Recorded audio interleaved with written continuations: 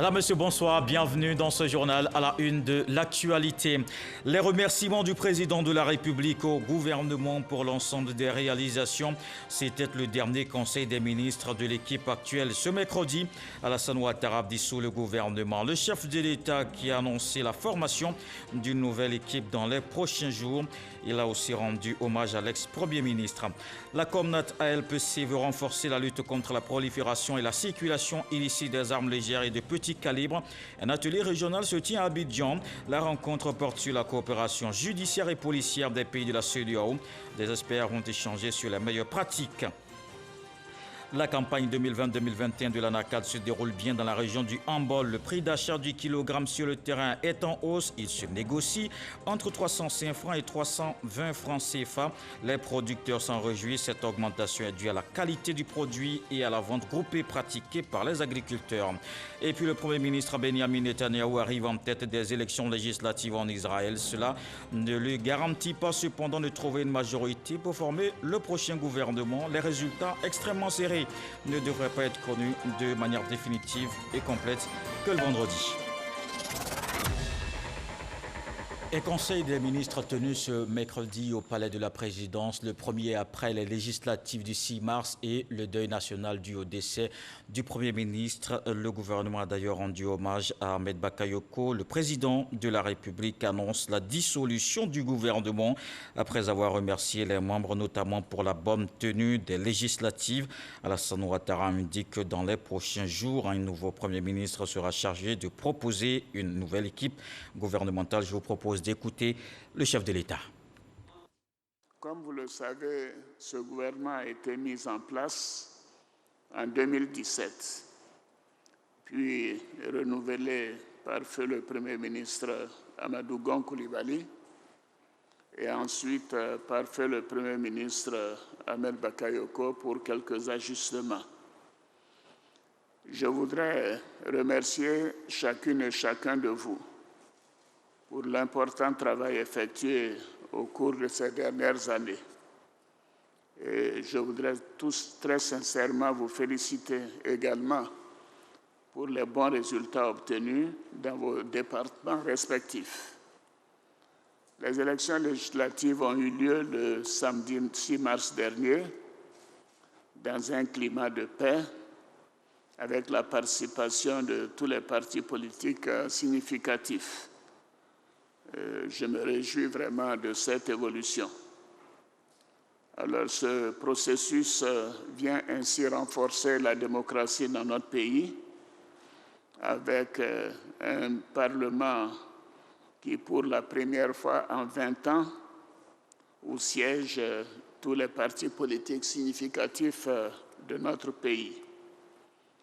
Alors, évidemment, puisque le processus législatif est terminé, je procéderai donc dans les prochains jours à la nomination d'un nouveau Premier ministre qui sera chargé de me proposer un nouveau gouvernement. Donc, la session d'aujourd'hui est le dernier conseil des ministres de ce gouvernement. Comme vous le savez, toutes les grandes régions de notre pays étaient représentées dans le gouvernement sortant. Il appartiendra au nouveau Premier ministre de me faire des propositions en tenant compte de mon souhait pour un renouvellement générationnel. Le reportage complet de ce Conseil des ministres qu'on retrouve dans quelques instants. En attendant, on va voir les hommages à l'ex-premier ministre qui se poursuivent. Ahmed Bakayoko était aussi un homme des médias. La corporation ne l'oublie pas. L'Union nationale des journalistes de Côte d'Ivoire lui rend hommage. Plusieurs personnalités du monde de la communication saluent unanimement les qualités de l'homme, le travailleur et l'altruiste. Le reportage de Walter Amadou Ouattara. Maison de la presse dans la commune du Plateau. Un livre de condoléances est ouvert afin de recueillir les messages de compassion. Nous sommes à la cérémonie d'hommage des journalistes de Côte d'Ivoire au défunt Premier ministre Ahmed Bakayoko, une initiative de l'UNGCI. Ahmed Bakayoko a été journaliste, fondateur et manager de groupes de presse et de médias, en plus de diverses autres activités économiques.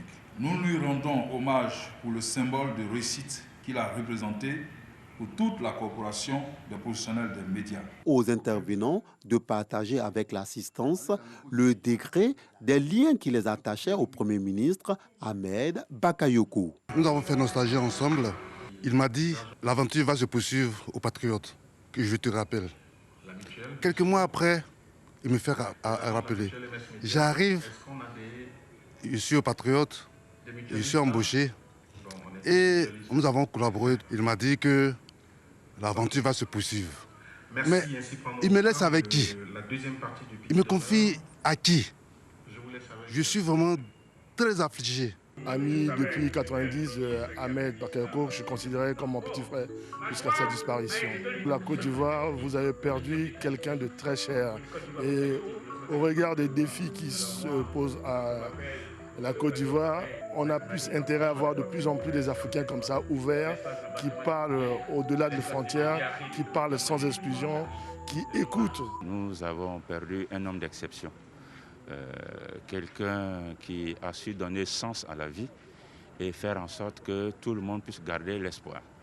Montrer à la Côte d'Ivoire, montrer aux jeunes, montrer au monde que le travail est une vertu cardinale, que les valeurs de fidélité, que les valeurs de loyauté sont des valeurs, des socles réels sur lesquels on peut construire quelque chose de durable. Au nom du ministre de la Communication et des Médias, le directeur de cabinet a salué cette volonté de l'Union nationale des journalistes de Côte d'Ivoire qui, selon lui, rend hommage en réalité à l'un des leurs.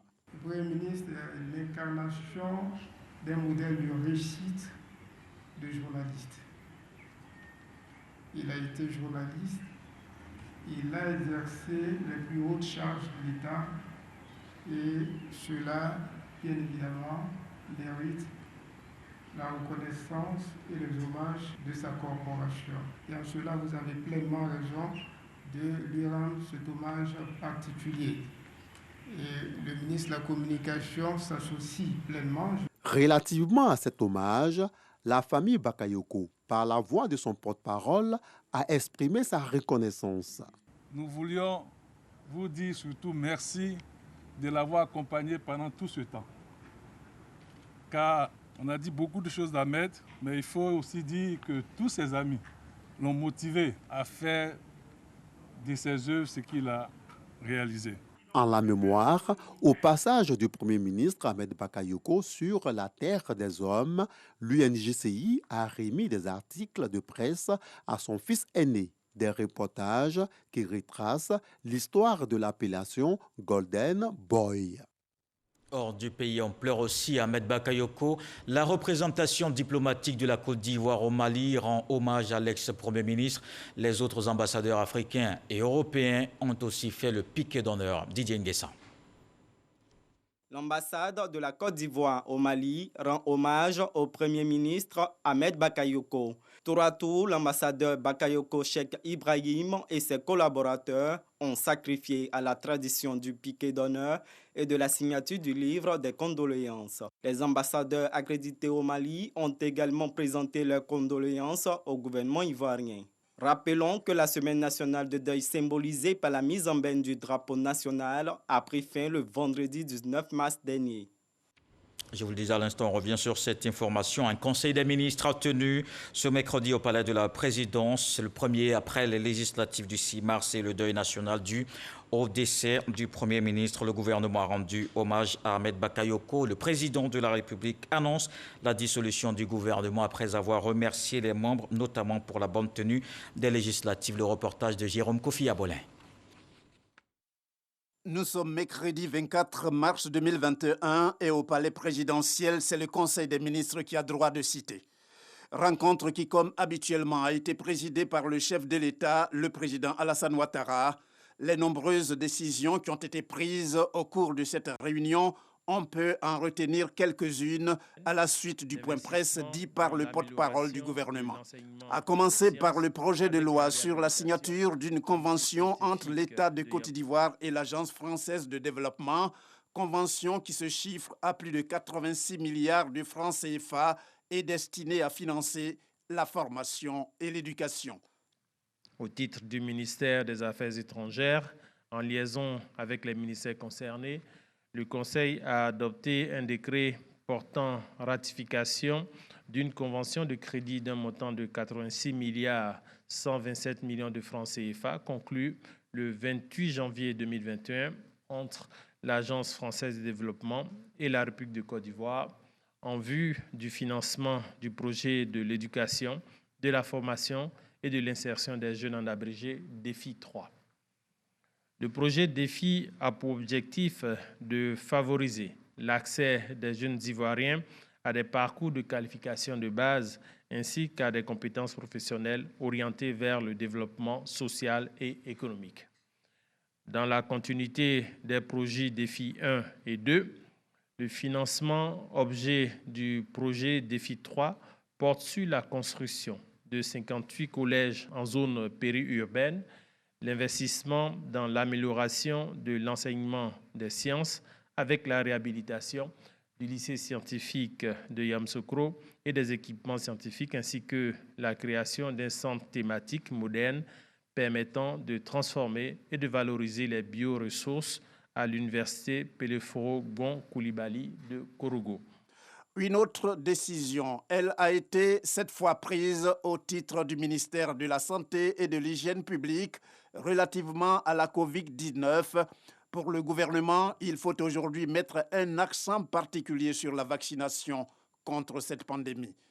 À la date du 21 mars 2021, la Côte d'Ivoire dénombre 40 310 cas confirmés de COVID-19 et 220 décès, soit 0,55%. Le nombre total de personnes guéries est de 36 395, soit 90,3%. Le nombre de cas actifs est actuellement de 3 696. Aussi, la vaccination contre la COVID-19 apparaît à ce jour plus que nécessaire aux fins de prévenir et de réduire la transmission de la maladie. À cet effet, notre pays a adhéré au mécanisme COVAX en vue de bénéficier de vaccins de qualité et sûrs. Grâce à cette dynamique mondiale, la Côte d'Ivoire a reçu le 26 février 2021 504 000 doses de vaccins AstraZeneca. En outre, au nom de l'amitié ivoiro-indienne, l'ambassade d'Inde en Côte d'Ivoire a offert à notre pays 50 000 doses de vaccins AstraZeneca le 5 mars 2021. La Côte d'Ivoire dispose actuellement, pour sa campagne de vaccination, de 554 000 doses de vaccins AstraZeneca validées par l'OMS, qui d'ailleurs recommande fortement la poursuite des vaccinations. Ce Conseil des ministres est le premier après le décès du Premier ministre Ahmed Bakayoko. C'est l'occasion pour le président de la République de rendre une fois encore un hommage à celui qu'il considère comme son fils. Et Ahmed était un fils pour la première dame et moi-même. Il était certes votre chef du gouvernement, mais aussi je sais qu'il était pour beaucoup d'entre vous un frère et un ami. Je voudrais donc vous présenter à nouveau mes condoléances les plus émues. Il va beaucoup nous manquer. Nous prions tous pour que son âme repose en paix.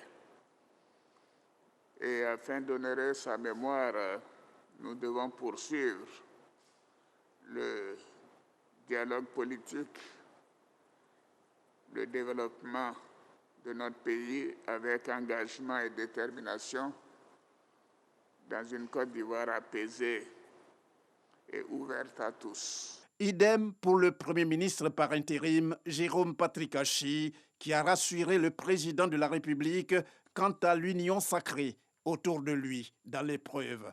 Excellence, Monsieur le Président de la République, face à cette douleur et à ce grand vide que laisse le départ inattendu du Premier ministre, ministre de la Défense, nous voulons vous dire encore ce matin que vous n'êtes pas seul. Les membres du gouvernement sont avec vous. Monsieur le Président, et avec la première dame Dominique Ouattara. Les Ivoiriennes et les Ivoiriens de nos villes et campagnes sont également avec vous dans cette douloureuse épreuve. Oui, Excellence, Monsieur le Président de la République, les membres du gouvernement entendent rester debout et à vos côtés, déterminés à poursuivre sous votre haute égide la grande œuvre de construction de notre beau pays. Ce serait, à notre sens, le plus bel hommage que nous puissions rendre à notre illustre disparu, tant nous savons l'amour, l'honneur et la fierté qu'il attachait à vous servir, à servir la Côte d'Ivoire en toutes circonstances. En admettant que le travail doit continuer avec la même ardeur, le président Alassane Ouattara a informé sur la formation d'un nouveau gouvernement, un gouvernement générationnel pour reprendre les mots du chef de l'État. Comme vous le savez, ce gouvernement a été mis en place en 2017, puis renouvelé par feu le Premier ministre Amadou Gon Coulibaly et ensuite par feu le Premier ministre Ahmed Bakayoko pour quelques ajustements. Je voudrais remercier chacune et chacun de vous pour l'important travail effectué au cours de ces dernières années. Et je voudrais tous très sincèrement vous féliciter également pour les bons résultats obtenus dans vos départements respectifs. Les élections législatives ont eu lieu le samedi 6 mars dernier dans un climat de paix avec la participation de tous les partis politiques significatifs. Je me réjouis vraiment de cette évolution. Alors, ce processus vient ainsi renforcer la démocratie dans notre pays avec un Parlement qui, pour la première fois en 20 ans, où siègent tous les partis politiques significatifs de notre pays. Alors, évidemment, puisque le processus législatif est terminé, je procéderai donc dans les prochains jours à la nomination d'un nouveau Premier ministre qui sera chargé de me proposer un nouveau gouvernement.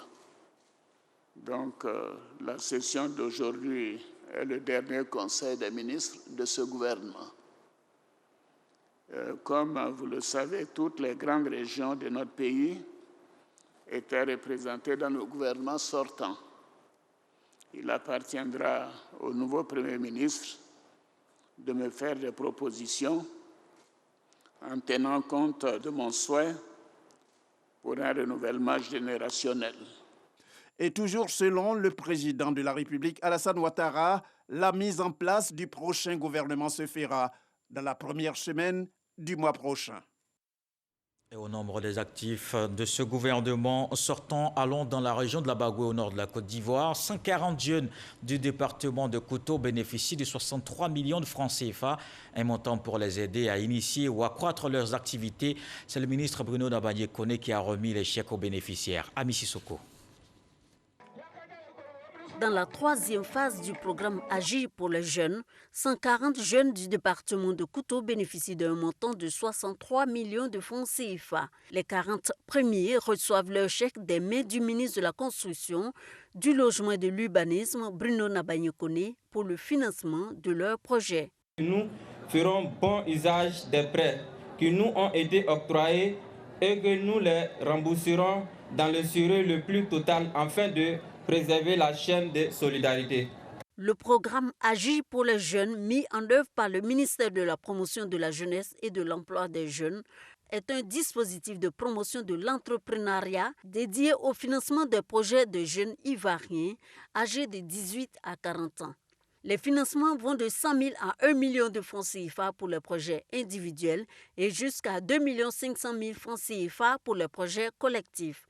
Tous les secteurs d'activité sont visés. Déjà en 2020, dans le cadre de la deuxième phase de l'opération Agir pour les jeunes, 152 jeunes avaient reçu 72 444 800 francs CFA. Chers amis jeunes, Les opportunités pour votre insertion sont disponibles dans nos agences emploi jeunes et nos guichets emploi. Il suffit de vous y rendre pour bénéficier du dispositif qui est adapté à votre situation. Ce geste noble va sans doute impacter, voire changer positivement la vie de ces jeunes bénéficiaires ainsi que celle de leurs familles respectives. Et cette action est une pierre de plus apportée au champ des nombreuses actions sociales du gouvernement à l'endroit des populations ivoiriennes. Au total, pour le département de Kouto, ce sont 1696 bénéficiaires pour un montant de 1,662 milliard de francs CFA qui sont investis dans les projets Agir pour les jeunes.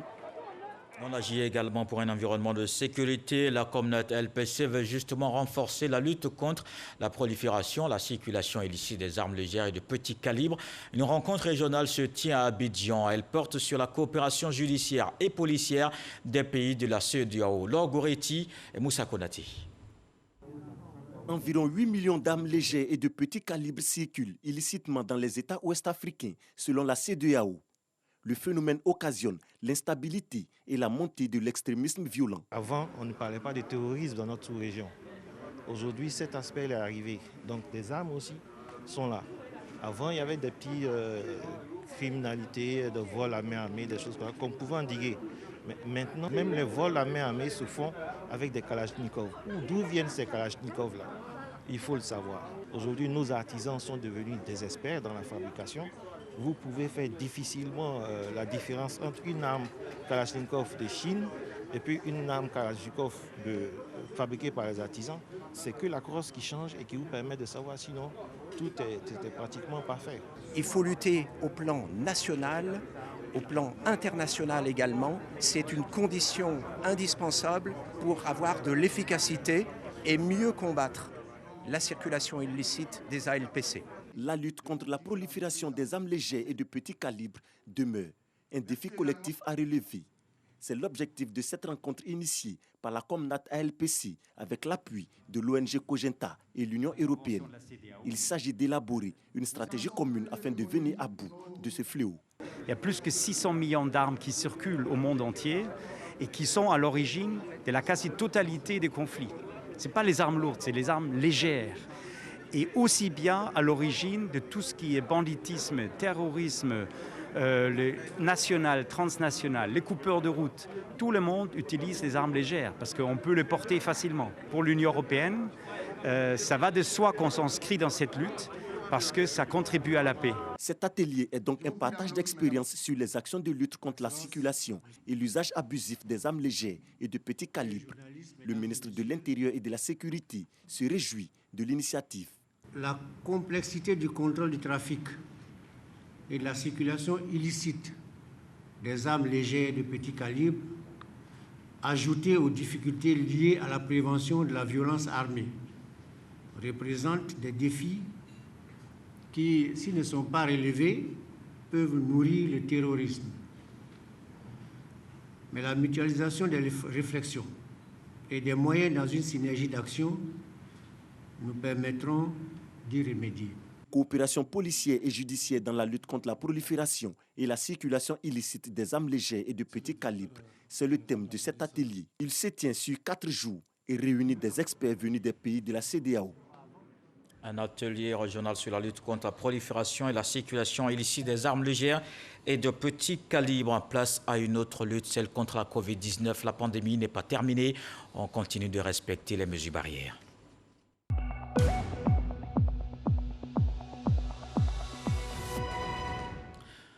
Le ministère de la Santé et de l'Hygiène publique a enregistré ce mercredi 449 nouveaux cas de Covid-19, 376 guéris et 2 décès. La Côte d'Ivoire compte donc 41 307 cas confirmés, 37 320 personnes guéries, 224 décès et 3 773 cas actifs. Le club Rotary aux côtés de la Côte d'Ivoire dans la lutte contre la pandémie. L'organisation fait don d'une salle multimédia au service des maladies infectieuses. Elle est équipée de dispositifs de visioconférence, de points d'accès Wi-Fi et plusieurs pièces annexes pour le développement de la télémédecine. Franck Adjo.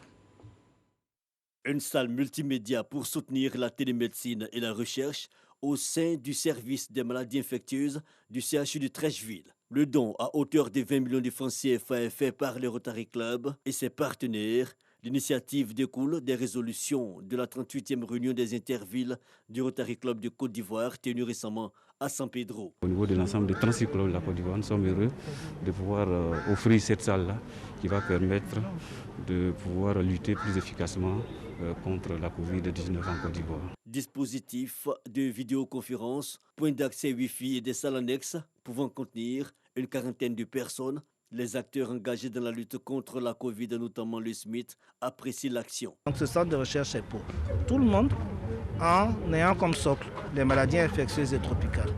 Et grâce à ce centre, grâce aux acteurs de la santé que nous avons, nous pouvons valoriser les acquis.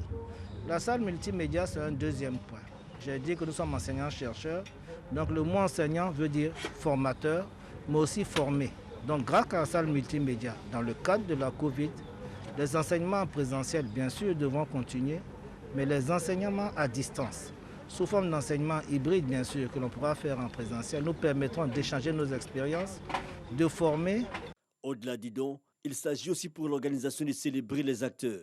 Au premier chef, le ministre de la Santé et de l'Hygiène publique, Ejenaka Aole, et plusieurs de ses collaborateurs ont reçu des distinctions honorifiques pour l'ensemble de leur engagement contre la Covid-19. La rencontre de ce jour est destinée à la reconnaissance de nos divers acquis en matière de lutte contre la Covid-19. Il est heureux qu'au plan purement symbolique, cette cérémonie se tienne ici au service des maladies infectieuses. Traduction d'un vrai hommage rendu au professeur Serge Éolier, fer de lance de notre système de prise en charge. Et cela en présence d'un autre professeur, le professeur Bénier Evro Joseph, qui sont les deux piliers de notre plan de riposte sanitaire. Le Rotary Club de Côte d'Ivoire, dans la dynamique des activités en faveur de la santé, l'organisation soutient entre autres la lutte contre la tuberculose. Je vous emmène dans le monde agricole. Allons dans la région du Hambol. Pour voir la campagne 2020-2021 de l'Anarcade, le prix du kilogramme est fixé à 305 francs CFA. Un mois et demi après l'ouverture de la commercialisation, ce prix de la noix de cajou connaît une hausse. Il se négocie entre 305 francs et 320 francs CFA. Évidemment, à la grande joie des producteurs, cette augmentation est due entre autres à la qualité du produit. C'est un reportage de Soro Koroda. Nedieka, village de la région du Hambol. Plusieurs producteurs de la noix de cajou convoient leur production en un seul lieu. Ces producteurs appartiennent à la coopérative du village. Cette coopérative a choisi le système de vente groupée pour se mettre à l'abri des acheteurs véreux. La coopérative est née pour faire la qualité et la vente groupée. Avec toutes ces exigences que nous respectons, nous avons un meilleur prix. Avant, c'était les pisteurs qui achetaient nos productions. Ils fixaient le prix qui les arrangeait. Aujourd'hui, avec la coopérative, ce sont les acheteurs qui courent après nous. Ils respectent le prix fixé par le gouvernement. Nous sommes à 315 francs au lieu de 305 francs comme indiqué. À Katoula, toujours dans la région du Hambol, avec la sensibilisation des producteurs coopérateurs, la qualité de la noix de cajou est une réalité dans cette région. Depuis l'opération de l'année dernière, les producteurs dans le Hambol commencent à prendre conscience, commencent à respecter les bonnes pratiques agricoles. La qualité aujourd'hui est prisée en Côte d'Ivoire. C'est cette qualité qui attire les acheteurs. Toute chose qui milite en faveur d'une hausse du kilogramme de l'anacade. Le kilogramme se négocie entre 305 francs et 320 francs CFA, soit une hausse de 15 francs, un prix à l'avantage des producteurs. Le gouvernement a donné 305 francs. Je crois qu'on a plus que 305 francs.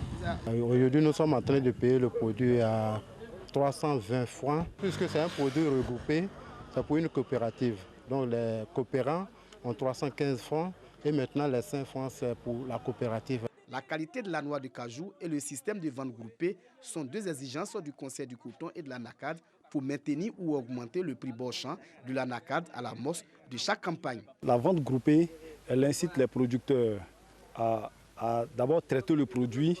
Ils nous désignent 1 ou 2 jours dans la semaine où le produit est mis ensemble.